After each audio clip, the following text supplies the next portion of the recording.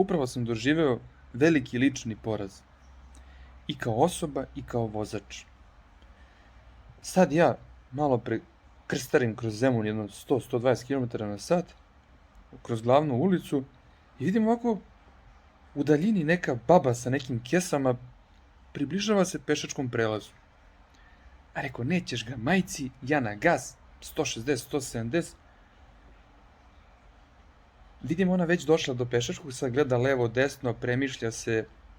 Ma rekao, baba, blefiraš, znaš ono, ja na gas 250, sviram kao idiot, otvorio prozor, izbacio glavu i derem se, stani baba!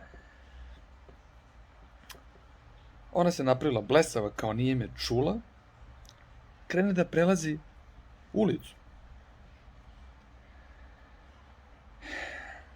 Ja šta ću, morao sam da zakočim.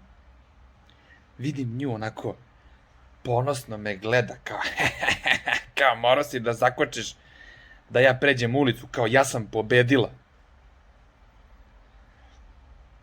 Kada smo postali tolika stoka?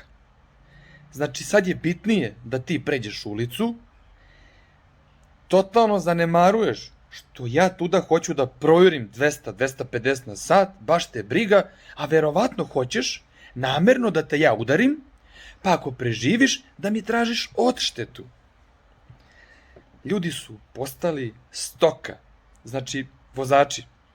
Čuvajte se bahatih pešaka, samo da vam upropaste dan. Pazite, ja ne pamtim kad mi se ovako nešto desilo u životu da sam morao da propustim pešaka.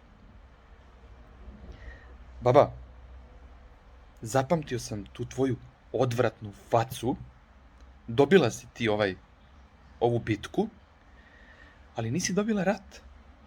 Pazi, mi ćemo se još sigurno sresti, a možda i na nekom neobeleženom pešačkom prelazu.